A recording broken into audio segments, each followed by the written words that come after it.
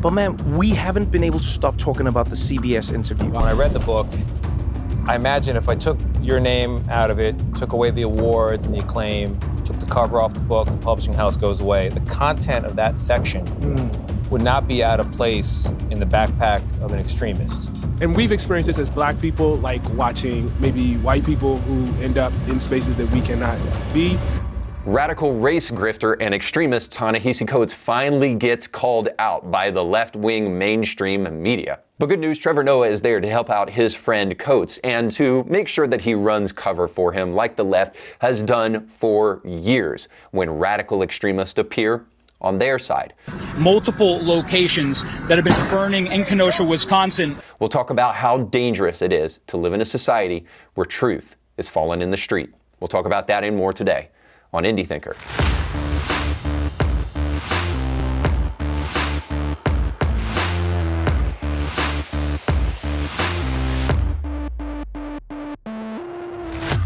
Welcome to the show. My name is Reed Uberman. Don't forget to like, share, and subscribe. And today, as we do every day, I'm going to try to bridge the gap between culture and Christianity in a meaningful way that shows the importance for Christians to become critical thinkers, because when Christians become critical thinkers, our world becomes a better place. Before I do that, I want to make sure you know that our show today is sponsored by our friends over at CMG Home Loans.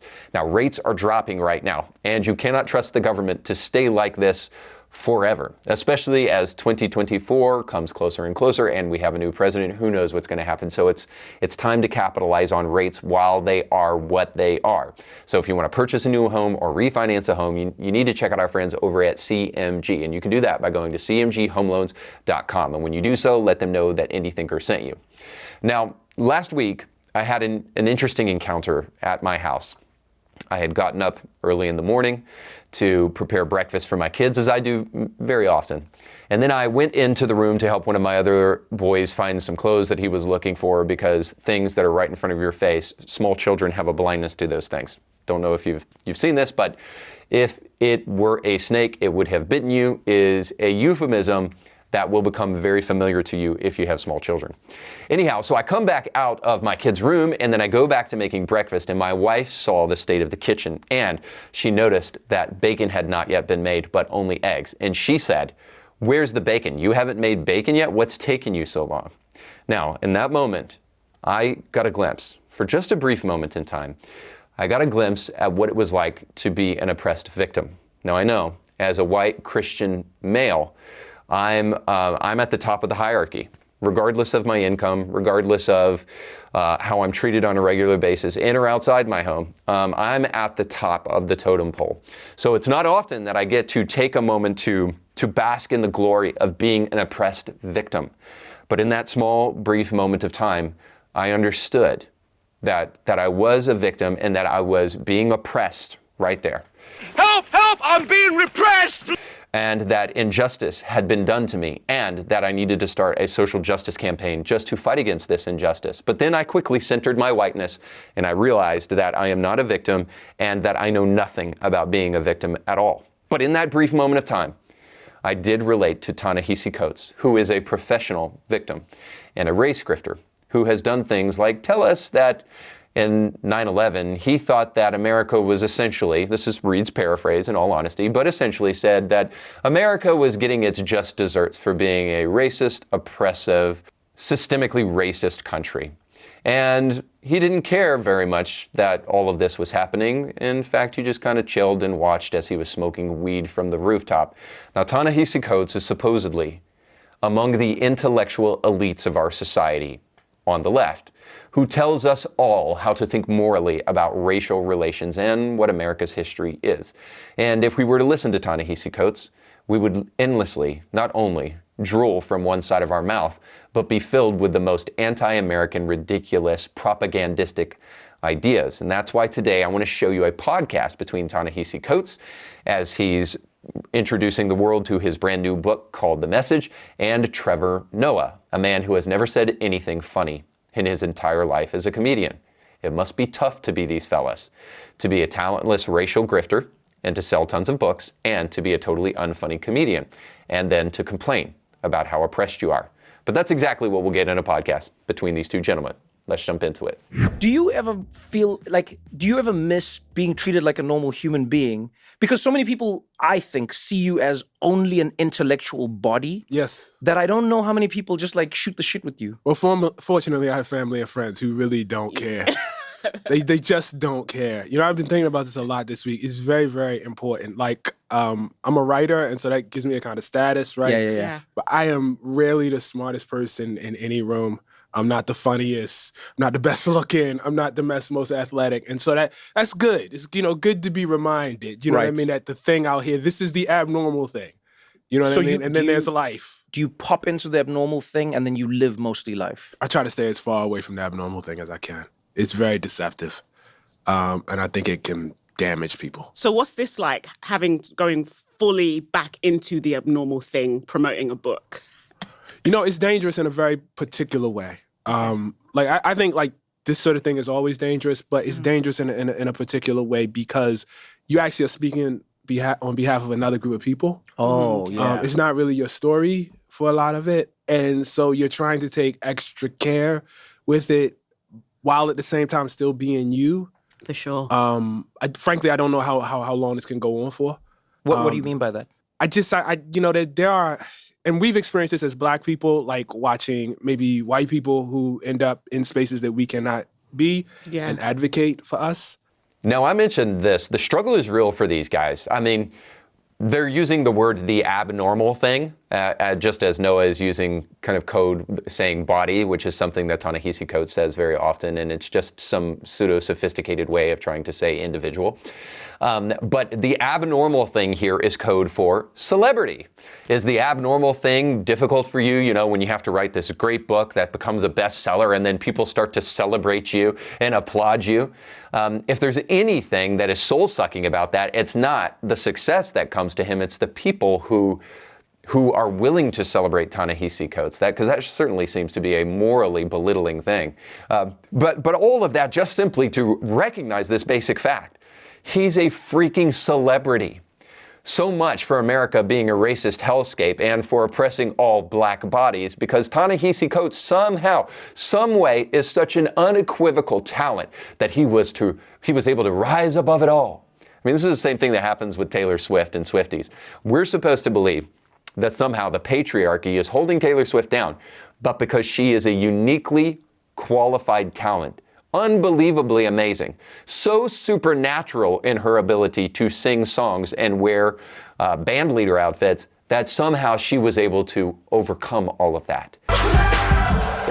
So this is the point at the end of the day. These two dudes are celebrities raking in millions of dollars of cash, if not hundreds of thousands of dollars each and every year. And yet they are making money off of victimhood status. That should be so silly that you have to ask yourself the Hanlon's razor question. Now, Hanlon's razor is the idea that you should never attribute to malice what you can attribute to stupidity. Now, there's a lot of charity in that, and as a Christian, I kind of appreciate it, that you would suggest that not everybody is somehow evil, but the reality is that when you are this ignorant or this stupid, it's hard not to believe that it is utterly intentional. There is a level of extreme stupidity where you buy into things that you should know better than, where you become instantly culpable for that thing. So let's keep Hanlon's razor in the back of our mind and ask the question, is this lying? Is this stupidity? Or is it something else that we're seeing from Ta-Nehisi Coates? Let's check out more of the conversation and maybe we can answer that question. And it's like, there's just great danger in being that person. You know what I mean? And there are people who, this is like where my darkest thoughts go. There are people who profit off of those positions. You know what I mean? Yeah. Like, I have to say what I really, really need to say. And then it's very important that I get out the way. Like it's really, really important and that I, go on the next, That's an interesting thought because I think everyone has a different example of it in their heads. But I know for a fact, I've seen people who, it's seldom writers. I think more people on social media where they sort of traffic in the pain and suffering of others. At first, they're bringing awareness to it. That right and then there. at some point, you're like, That's yo, right. is this your... That's Is this how you make your money now? That's your what I'm beat. talking You're about. right. This is your beat. They almost That like- is what I'm talking They're almost about. like ambulance chaser lawyers Yes, where you go, yes. I don't know if you actually care that people Yes. got hurt at work. Yes. I feel like this is how you make your it's money your now. thing. That's it. So you're That's it. concerned about like people conflating somehow the things you're discussing with the project you're making and saying you're the spokesperson now. Yes. But I would say even more deeply, like my intention is to make room within the frame for people who have been pushed out of it. That is my intention. So it's not even like it is a concern about perception, but there's a deeper concern about purpose. Yeah. I think like one of the questions I've gotten over the past few days is, are you worried about the pushback? Are you worried about the blowback? Not really. I mean, I kind of knew what that was, and I knew what was going to happen going into it. But once the attention started, I think the thing I immediately began worrying about was becoming the guy and not clearing space for people who really, truly know and can really, really speak in a way that I actually cannot. It's difficult though. I remember when I started on The Daily Show, and like Christiana has been with me almost like from the beginning. Because when did you come in? 2017. Oh, I love that you know the dates. Yes, I was love an that you know early the hire. dates. Yeah, but it was early, so I'd been there. That means I'd been only for a year. I'd been hosting, right? I'd been there 2 years, but a year hosting, and I remember exactly what you're saying. What I always loved on The Daily Show was that I had a platform and an opportunity, and I always saw it as like not an obligation, but like an opportunity. I was like, oh, this is cool. We get to talk about these ideas. And Christiana was always the person like filling in gaps for me. And she's like, oh, Trevor, have you heard of this story? And I think there's a way we could look at this. And to give credit to the building, there were many people who did that. It was like a brain trust that like sort of, and then I was the sponge and the filter who goes, I don't know if that works. I don't know if this works, etc. But to your point, it's like let's say we would talk about a shooting that takes place, and then we talk about another shooting, but then very quickly people would be like, "Oh, hey, there's more shootings and there's more shootings, and you got to talk about more." And then it's weird because on the one hand, you want to be the person who gives voice to a topic, but on the other hand, you don't want it to be your thing. That's right. Because in a strange way, you can either lose yourself or you can make people feel like it's you trying to make it your thing. Right. And you cheapen maybe the thing that you're trying to actually bring attention to. Yeah, for sure. So I've been actually thinking about, and was just in a conversation with someone about this earlier today, about like what I can do structurally that is not visible, that is not public, to advance that aim. It's so interesting. I love the book, by the way. Oh, thank you. Well, I was It would be great if you said you hated it. Well, What a joy. I didn't hate it. I didn't find. Oh, you have? No, I didn't hate it. I didn't think maybe this is my politic. It wasn't that radical. I was like, this is not that extremist. I was like, this is perfectly reasonable. That's how I read it. Somebody get this fella a mirror. So they're talking about ambulance chasers and lawyers who are just really grifters, who are just doing this all for the money. I mean, irony apparently doesn't bounce around in that echo chamber at all. Because here's the question I would ask. Is Ta-Nehisi Coates an activist? I mean, is he a true believer that he's actually doing something for the good? Or is he purely a grifter? Does he know he is lying purely for the sake of money? This goes back to Hanlon's razor. And I would say if he's anything in those two things, I would say he's not actually a grifter. He's an activist. But he's not just purely an activist. He's the worst kind of activist. He's an ideologue. This is what I think Hanlon's razor misses. That if you want to put it in this language, it's a little crude, but you can be so stupid as to believe something that is patently false, but believe it so fully that then you become an activist for that idea and you become an ideologue. And then I think you're dealing with something totally different than just somebody who is purely stupid and means well but doesn't know better, and you can teach them out of that thing. Now you're dealing with an ideologue who has fully echo chambered himself, who no longer thinks that what he is doing is evil. No, he has fully convinced himself that the evil that he is doing is good. And there's another name for this. It's called extremism. And I can put this to the test. Let me tell you what Ta-Nehisi Coates said when 9/11 happened. And he said this in his book, Between the World and Me. Quote, "They were not humans to me." Now he's talking about the first responders who were running towards the building that was collapsing and on fire. So these first responders, these firemen, these police officers, he saw them running toward the building and he said this: "They were not human to me, black, white, or whatever. They were menaces of nature." I have 2 more quotes, and I'd like for you to tell me if you think they came from Ta-Nehisi Coates, given that he calls first responders trying to save people, regardless of their color, by the way, menaces of nature. "There's a Zionist faction that America must show fealty to, but we don't get anything for that deal. The entire world is now paying attention and is wondering, what is going on in Israel? What is this government?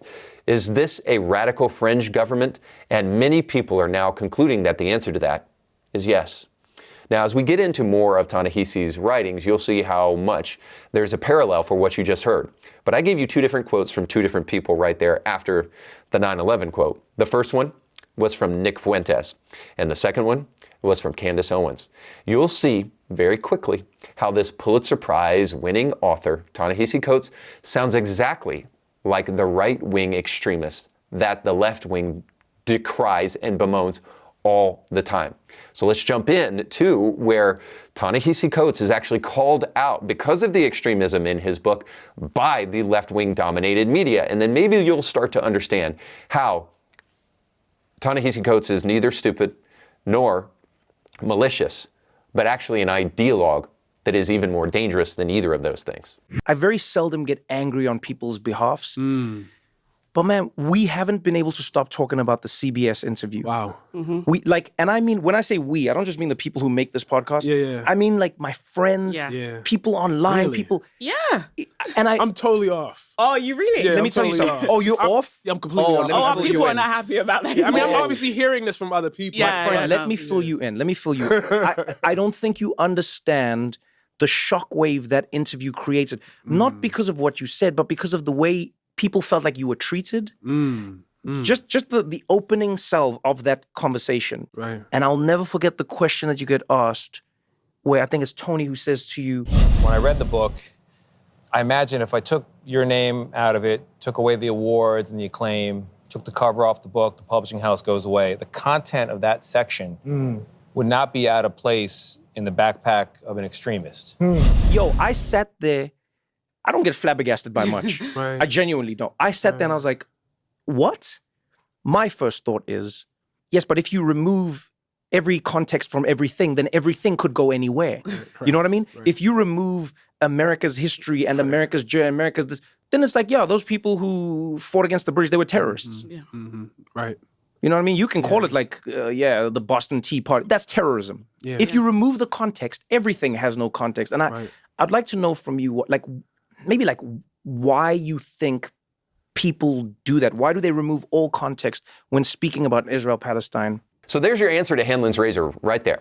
So Ta-Nehisi Coates has been so protected his whole intellectual career that he is shocked when a journalist happens to read his book and then realizes how extreme it is and then calls him on it. I mean, it triggered Trevor Noah to the nth degree because now he's having to defend Ta-Nehisi Coates and his extremism.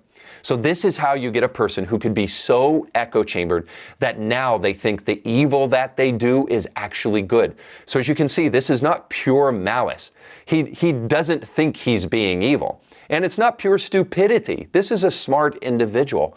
This is a guy who has become so echo-chambered that the evil that he does, he now thinks is good. And this is how this happens. When the mainstream media, who is dominated by the left, runs cover for you and never makes you accountable for your decisions, that's how you can become a radical extremist and not even know that you are. To give you the full explanation here, to show that Trevor Noah is actually full of crap, that he's not being taken out of context, what this journalist just said is just simply, let's remove your name because it's so prestigious in society and it's been propped up so much. Let's remove your name from the book and all of the awards that come from that name. And if we read this book for its context and its contents, we will see that this is a book that sounds incredibly radically extreme. So again, this is not removing any context whatsoever. So Trevor Noah, again, is full of it here. This is simply taking away the name of Ta-Nehisi Coates so that we can read this book for what it actually is. And here's what's inside the book. First, Ta-Nehisi Coates complains that when he went to the Temple Mount, he had to wait 45 minutes. and that because he had to wait and because he was black, this is tantamount to Jim Crow South. Now, I'm not joking here. This is literally what he says. Here's a quote from the book. "I don't think I ever in my life felt the glare of racism burn stranger and more intense than in Israel," he writes. "Jim Crow was the first thing that came to mind, if only because Jim Crow was a phrase that connotes an injustice, a sorting of human beings, the awarding and stripping of the rights of a population." Now, this is how echo-chambered this fella is.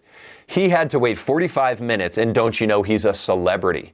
He had to wait 45 minutes and looked at an Israeli guard that was keeping him from the Temple Mount, and only assume that obviously here we have an oppressor-oppressed matrix. So here's the oppressor, he's oppressing me, he's making me wait. It's like TSA for crying out loud.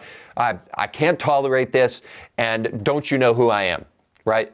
And so therefore he extrapolates that to only mean that, boy, Israel and what it's doing in its present conflict against the Palestinians can only mean that this Jim Crow South segregationist oppressive country Israel is trying to eliminate dark bodies all over Palestine. It's so ridiculous as to boggle the mind, but actually there's something very simple at play here. Israel is the white oppressor and Palestine is the brown-bodied oppressed. The problem with this is that it is totally blind. It's too overly simplistic, and it leaves out a lot of the facts in favor of an ideological way of viewing things so that you don't have to actually grapple with your own sin. And this is where I would suggest Christianity as a solvent for the oppressor-oppressed matrix, because what Christianity offers is the saint and the sinner matrix. And it tells us this, that no man is saint nor sinner exclusively, but he certainly is born a sinner. And especially in a place like America, if you feel oppressed, perhaps the thing that is oppressing you the most is not anybody else outside of you, but rather yourself. And if you get that right, and you get that right with God, then you can become a saint. And slowly but surely, the things that oppress you will strangely grow dim. Now again, especially in a place like America, where Ta-Nehisi Coates has experienced unparalleled success, he should be eager to admit that it's possible for anybody to succeed if they do not get in their own way. But I find more and more, as we shift away from Christianity, we're further and further away from the ideas that could actually help us. And instead, we have a moral worldview. It's just not one that is good for our society. It's extreme. And the real dangerous nature of extremism is it's possible to be an extremist and not know that you are one, like Ta-Nehisi Coates, especially when the mainstream media is running cover for you. And in fact, this is what the scripture tells us. In the Garden of Eden, God didn't want his creation not to eat from the tree of the knowledge of good and evil simply because he didn't want them to know good and evil. It's that he didn't want them to eat of a fruit that was evil mixed with good. So it was just good enough to eat, but evil enough to kill you. Because this is the nature of evil, if we're going to be honest with ourselves. It's not really coming from power-hungry totalitarians or power-hungry whites. It's coming from within. It's coming from ourselves, who often try to convince ourselves that the evil that we do is good and should be justifiable. The only cure for this is an external standard. I don't know, maybe something like the Holy Word of God, which would hold us accountable to a standard outside of ourselves. Or maybe the existence of a holy God who internally would help us see the areas where we have blind spots. Only then can we quit blaming the oppressor-oppressed matrix and start realizing that we are neither saint nor sinner, but with the help of God, we can become more saint than the sinner that we used to be. All right, that's all the time we have for today. Thanks so much for watching. Don't forget to like, share, and subscribe, and go with God.